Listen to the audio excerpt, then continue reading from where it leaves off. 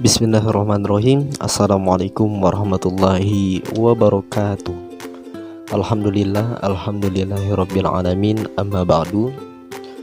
Yang sama-sama kita hormati yaitu dosen pengampu mata kuliah Filsafat dan Ilmu Pendidikan, Bapak Ahmad Irfan Mufid SAG MA, dan juga teman-teman semua yang hadir pada siang hari ini. Puja serta syukur kehadirat Allah Subhanahu wa Ta'ala yang alhamdulillah atas karunia dan limpahan yang Allah berikan kepada kita masih dapat berkumpul dalam suasana daring seperti ini. Salawat teriring salam semoga Allah sampaikan kepada kehariban baginda Nabiuna Muhammad sallallahu alaihi wasallam. Baik teman-teman, sebelumnya perkenalkan kami dari kelompok 1. Tentu pada kesempatan ini kami akan membahas mengenai pemikiran pendidikan tokoh-tokoh intelektual Islam pada era modern. Dan ini merupakan presentasi terakhir. Nanti ada beberapa tokoh-tokoh yang akan kami bahas. Sebelumnya mari kita berkenalan terlebih dahulu dengan kelompok 1. Yang pertama ada Ka Khairul Umam. Yang kedua ada Fikri Ananta Baharudin. Yang ketiga ada Farah Amelia Azizia. Dan yang keempat ada Desvi Ramadanti. Itulah anggota daripada kelompok 1. Selanjutnya kita akan ke pembahasan. Pendahuluan. Pendidikan Islam merupakan faktor terpenting dalam membina umat. Hampir tidak bisa dihindarkan dari pengaruh hegemoni Barat atau kekuasaan Barat, sehingga hal tersebut dapat menimbulkan dualisme pemikiran antara pemikiran Barat dan antara pendidikan Barat dan pendidikan Islam. Hal ini banyak memunculkan masalah, yang diantaranya adalah dapat menimbulkan pandangan dikotomis yang memisahkan ilmu-ilmu agama dengan ilmu-ilmu umum. Selain itu juga dapat menimbulkan disintegrasi dalam sistem pendidikan Islam. Pendidikan Islam mengalami kemunduran dan belum bisa menyaingi pendidikan Barat yang sudah maju semenjak bangsa Barat menguasai dunia. Padahal kita lihat dalam sejarah, tentu Islam lebih dahulu maju daripada bangsa Barat, sehingga untuk lebih maju perlu melihat kembali kekurangan-kekurangan dari pendidikan Islam agar bisa berkembang menjadi lebih baik. Nah, selanjutnya ada beberapa tokoh yang nanti akan kita bahas. Yang pertama yaitu ada Muhammad Iqbal, ada Ismail Al-Faruqi, ada Naqib Al-Atas. Yang pertama kita akan membahas mengenai Muhammad Iqbal. Biografi tentang beliau.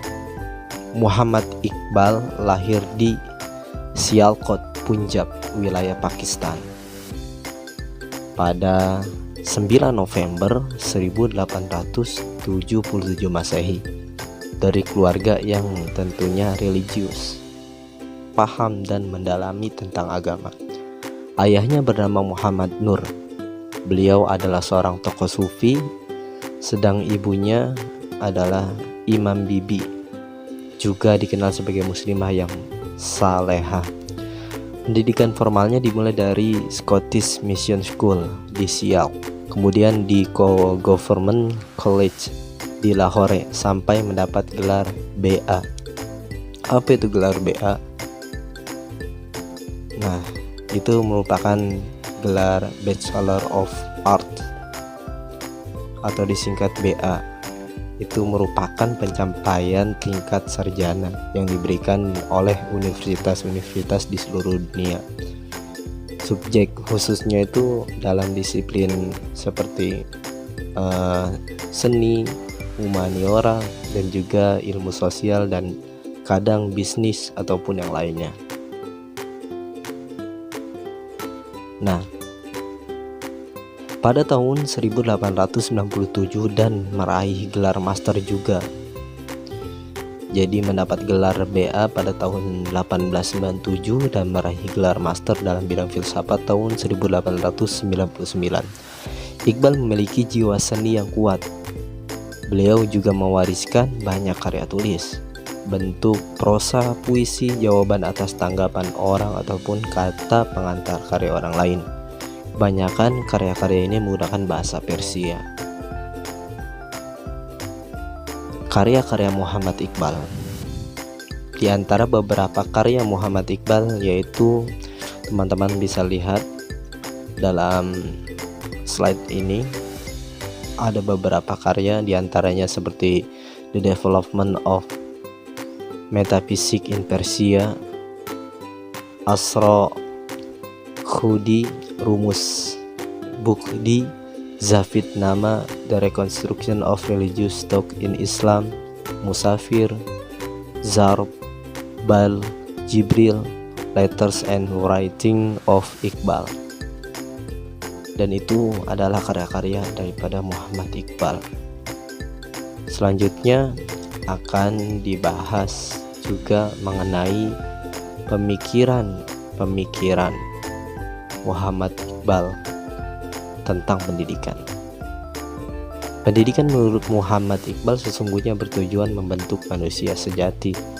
Dalam hal ini, Muhammad Iqbal memandang sistem pendidikan yang ada telah gagal mencapai tujuannya. Pendidikan ideal menurutnya adalah pendidikan yang mampu memadukan antara aspek keduniaan dan aspek keakhiratan secara sama dan seimbang. Dua sistem pendidikan yang ada yaitu sistem pendidikan tradisional dan sistem pendidikan barat, dalam perspektif Iqbal, belum dapat mewujudkan pendidikan yang ideal ini. Muhammad Iqbal mencoba merumuskan sistem pendidikan yang merupakan sintesis dari sistem pendidikan barat dan sistem pendidikan timur. Inilah yang dimaksud Iqbal dengan rekonstruksi pendidikan Islam. Muhammad Iqbal memunculkan gagasan rekonstruksi pendidikan Islam yang merupakan sintesis di antara keduanya. Dengan demikian, pendidikan Islam dalam pandangan beliau merupakan pendidikan yang bukan barat dan bukan pula timur, tetapi pendidikan yang berada di antara keduanya, seimbang antara yang satu dengan yang lain, seperti itu. Kemudian 8 pandangan Muhammad Iqbal akan dilanjutkan oleh rekan saya. Disilakan. Jadi dari tokoh Muhammad Iqbal, beliau memiliki 8 pandangan tentang pendidikan.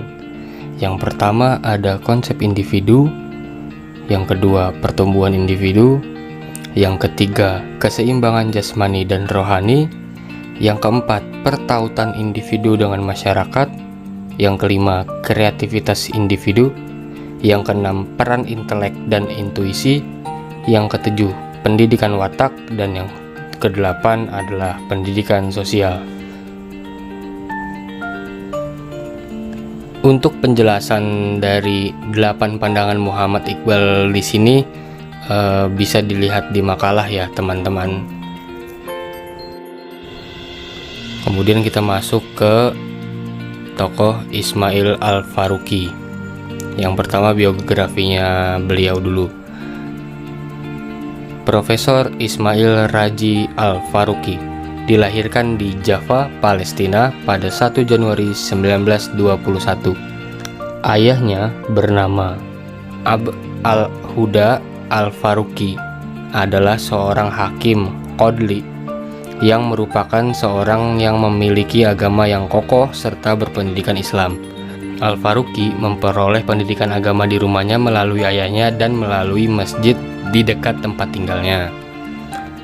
Dia mulai kuliah di Domikia, Perancis, yaitu kampus des Frères pada tahun 1936. Beliau ini merupakan seorang filosof yang berdarah campuran Palestina Amerika yang dikenal sebagai orang yang piawai dalam Islam dan perbandingan agama. Dia menghabiskan waktunya beberapa tahun di Universitas Al-Azhar Kairo, kemudian menjadi pengajar di Amerika Utara termasuk di Universitas McGill di Montreal. Dia menjadi profesor di bidang agama pada Universitas Temple, di mana ia mendirikan dan menjadi pimpinan pada program studi Islam. Ia bersama istrinya Lois Lamia Al-Faruqi ditikam hingga akhirnya meninggal di rumahnya di kota Wingcourt, Pennsylvania pada tanggal 27 Mei 1986. Nah, kemudian kita masuk pada karya-karya dari tokoh Ismail Al-Faruqi. Ismail Al-Faruqi adalah ilmuwan yang produktif.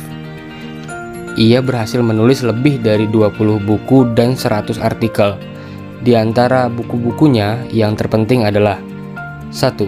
Tauhid yang berjudul Its Implication for Thought and Life pada tahun 1982. Bukunya yang kedua yaitu berjudul The Life of Muhammad, diterbitkan di Philadelphia Temple University Press tahun 1973. Kemudian bukunya yang ketiga ada Urubah dan Religion di Amsterdam Jambatan pada tahun 1961. Bukunya yang keempat yang berjudul Particularism in the Old Testament and Contemporary Sect in Judaism, Cairo League of Arabic States pada tahun 1963. Kemudian buku kelima yang terpenting dari karya-karya Ismail Al-Faruqi adalah The Great Asian Religion di New York, Macmillan 1969, serta banyak lagi artikel dan makalah yang sudah diterjemahkan ke dalam bahasa Indonesia. Selanjutnya yaitu pemikiran Ismail Al-Faruqi tentang pendidikan. Ismail Al-Faruqi mengusulkan ide islamisasi ilmu dan menelaah kembali paradigma pendidikan Islam selama ini yang mengadopsi sistem filsafat barat, terutama tentang konsep dikotomi pendidikan. Menurutnya, dikotomi pendidikan mutlak harus dihilangkan, diganti dengan paradigma pendidikan yang utuh. Konsep pendidikan Islam yang selama ini ada tidak mengacu pada konsep awal tauhid. Jika Islam memandang tujuan pengembangan objek didik untuk mencapai penyadaran atas eksistensi Tuhan, maka segala proses yang dilakukan untuk itu idealnya berakar pada konsep tauhid. Berbagai langkah-langkah strategis kemudian ia susun dengan konsep dan metodologi islamisasi pengetahuan. Al-Faruqi memberikan sumbangan berupa gagasan-gagasannya untuk keluar dari krisis kemanusiaan yang terjadi pada manusia modern saat ini. Hingga kini gagasannya tetap menjadi bahan kajian dan perjuangan umat Islam pada abad ini. Bagi Al-Faruqi sendiri, esensi peradaban Islam adalah Islam itu sendiri, dan esensi Islam adalah tauhid atau pengesaan terhadap Tuhan. Tindakan yang menegaskan Allah sebagai yang esa, pencipta mutlak dan transenden, penguasa segala yang ada. Maka dari itu, dua istilah dari pemikiran Tauhid Al-Faruqi yang menjadi dasar pendidikan Islamnya yaitu yang pertama ada dualitas, yang kedua ada ideasionalitas. Yang dimaksud dualitas yaitu realitas terdiri dari dua jenis, Tuhan dan bukan Tuhan, Khalik dan makhluk. Jenis yang pertama hanya mempunyai satu anggota, yakni Allah Subhanahu wa Ta'ala. Hanya Dialah Tuhan yang kekal, Maha Pencipta yang transenden. Tidak ada sesuatu pun yang serupa dengan Dia. Jenis kedua adalah tatanan ruang waktu, pengalaman, dan penciptaan. Di sini tercakup semua makhluk, dunia, benda-benda, tanaman, dan hewan, manusia, jin dan malaikat, dan sebagainya. Kedua jenis realitas tersebut yaitu khalik dan makhluk, sama sekali dan mutlak berbeda sepanjang dalam wujud dan ontologinya, maupun dalam eksistensi dan karir mereka. Yang kedua yaitu ideasionalitas, merupakan hubungan antara kedua tatanan realita ini. Titik acuannya dalam diri manusia adalah pada pemahaman. Pemahaman yang digunakan untuk memahami kehendak Tuhan melalui pengamatan dan atas dasar penciptaan kehendak Sang Penguasa yang harus diaktualisasikan dalam ruang dan waktu. Berpartisipasi dalam aktivitas dunia serta menciptakan perubahan yang dikehendaki. Sebagai prinsip pengetahuan, tauhid adalah pengakuan bahwa Allah itu ada dan esa. Pengakuan bahwa kebenaran itu bisa diketahui, bahwa manusia mampu mencapainya.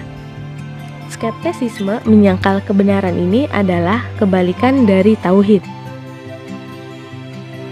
Selanjutnya yaitu tokoh Naqib al-Athos. Biografinya yaitu Syekh Muhammad Naqib al-Athos dilahirkan di Bogor, Jawa Barat pada tanggal 5 September tahun 1931 ketika Indonesia di bawah kolonialisme Belanda. Kedua orang tua al-Athos merupakan orang-orang yang berdarah biru. Ibunya berasal dari Bogor, keturunan bangsawan Sunda, dan ayahnya tergolong bangsawan di Johor. Syekh Muhammad Naqib al-Athos adalah anak kedua dari 3 bersaudara. Kakaknya bernama Syekh Hussein, seorang sosiologi dan mantan wakil rektor Universitas Malaya. Sedangkan adiknya bernama Syekh Zaid, seorang insinyur kimia dan mantan dosen Institut Teknologi Mara. Karya dari Syekh Muhammad Naqib al-Athos. Adapun beberapa karya yang telah ditulis oleh Syekh Muhammad Naqib al-Athos sebagai berikut. Syekh Muhammad Naqib al-Athos, The Concept of Education in Islam, a Framework for an Islamic Philosophy of Education, di Kuala Lumpur, ABIM 1980.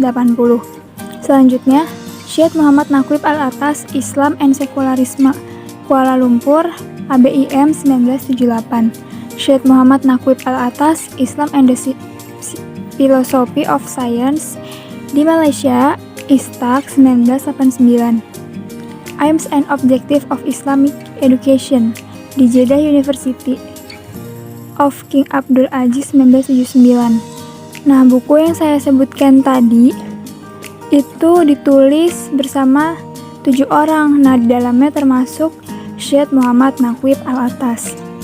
Selain karya yang saya sebutkan tadi, Syekh Muhammad Naqib al-Athos ini masih memiliki karya lain, terutama karya yang berkaitan erat dengan kebudayaan Islam Melayu, yaitu The Nature of Man and the Psychology of the Human Soul 1990, The Intuition of Existence 1990, On Quality and Essence 1990, The Meaning and Experience of Happiness in Islam 1993, The Degrees of Existence 1994, Prolegomena to the Metaphysics of Islam, An Exposition of the Fundamental Element of the Worldview of Islam pada tahun 1995. Selanjutnya, ada beberapa pandangan Naqib al-Athos tentang pendidikan. Yang pertama adalah konsep ta'dib.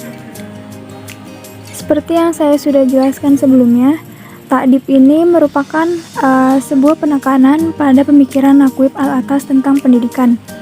Kata ta'dib dalam terminologi al-Athos secara sederhana adalah sebagai suatu usaha peresapan dan penanaman adab pada diri manusia dalam pendidikan, sehingga adab diartikan sebagai konten atau kandungan yang harus ditanamkan dalam proses pendidikan Islam.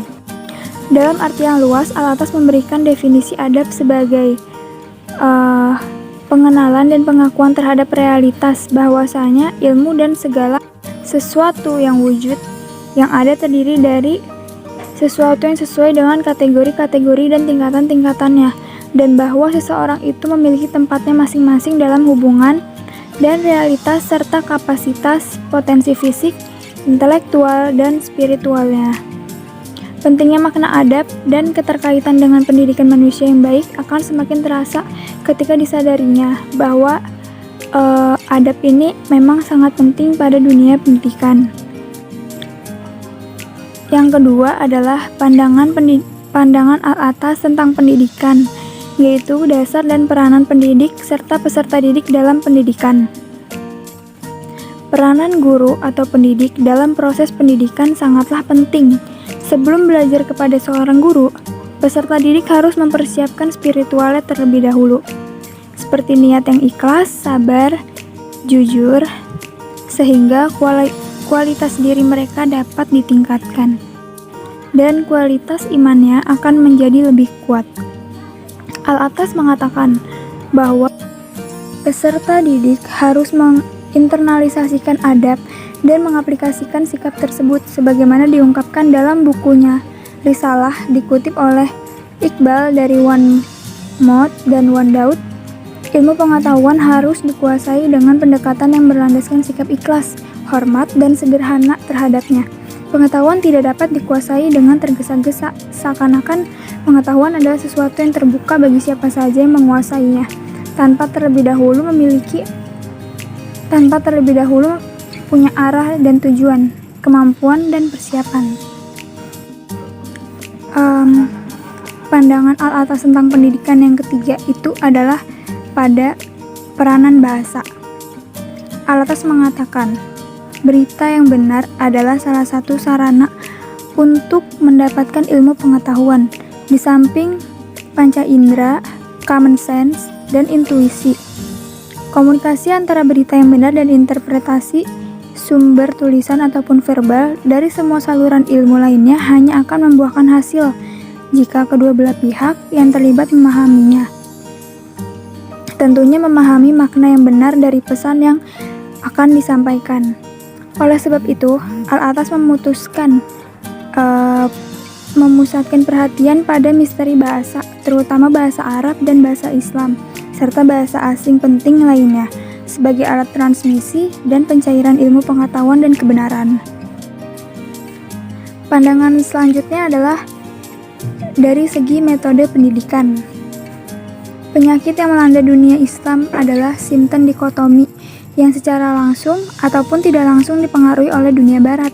Padahal sebelumnya dalam dunia Islam tidak dikenal yang namanya dikotomi. Untuk menyelesaikan problematika dikotomi itu, maka diperlukan suatu metode, yaitu metode tauhid. Metode ini diformulasikan untuk menekankan bahwa tidak ada dikotomi. Misalnya, antara apa yang dianggap teori dan apa yang dianggap praktik. Jika benar-benar mengetahui suatu teori, seseorang mestinya mampu mengaplikasikannya ke dalam praktik. Tidak ada pemisahan antara rasionalisme atau empirisme dengan intuisisme. Seperti itu. Selanjutnya adalah pandangan dari segi kurikulum dan sistem pendidikan dalam Islam. Kajian Al-Atas mengenai kurikulum pendidikan dalam Islam berangkat dari pandangan bahwa manusia itu bersifat dualistik, yaitu memenuhi kebutuhannya yang berdimensi permanen dan spiritual, serta memenuhi kebutuhan material dan emosional. Al-Atas juga berpendapat bahwa manusia terdiri dari dua unsur, yakni jasmani dan ruhani. Maka ilmu juga terbagi ke dalam dua kategori, yaitu ilmu yang diberikan Allah dan ilmu capaian yang diperoleh dari usaha pengamatan, pengalaman, dan riset manusia. Namun pada hakikatnya dalam Islam, ilmu itu hanya satu sumber, semua itu datangnya dari Allah. Perbedaan pada cara kedatangannya serta indera yang menerimanya itu merupakan suatu pembeda saja, tetapi sumbernya tetap satu, yaitu dari Allah. Selanjutnya adalah pemikiran Naqib Al-Atas tentang pendidikan. Paradigma pemikiran Al-Atas, bila dikaji secara historis, merupakan sebuah pemikiran yang berawal dari dunia metafisis, kemudian ke dunia kosmologis, dan bermuara pada dunia psikologis. Nah, pemikiran Naqib Al-Atas tentang pendidikan ini lebih menekankan konsep ta'dib, yakni berupa pengenalan, penyadaran kepada manusia terhadap posisinya dalam tatanan kehidupan. Penekanan ta'dib dimaksudkan agar ilmu yang diperoleh dapat diamalkan secara baik dan tidak disalahgunakan menurut kehendak bebas pemilik ilmu. Sebab ilmu tidaklah bebas nilai, tetapi ilmu merupakan syarat nilai, yakni nilai-nilai Islam yang mengharuskan pemiliknya untuk mengamalkan demi kepentingan dan kemaslahatan baik untuk dirinya, keluarganya, lingkungan, masyarakat, agama, bangsa, dan negara. Menurut Al-Atas, aktualisasi sistem pendidikan yang sempurna adalah yang merefleksikan sistem yang ada pada manusia, karena di dalam diri manusia ini ada sistem yang teratur. Ilmu ini harus melalui proses islamisasi, yakni pembebasan dari magis, mitos, animistik, tradisi kultur, dan kontrol sekuler yang menguasai pikiran dan bahasanya. Ya, jadi itu pemikiran Naqib Al-Atas tentang pendidikan.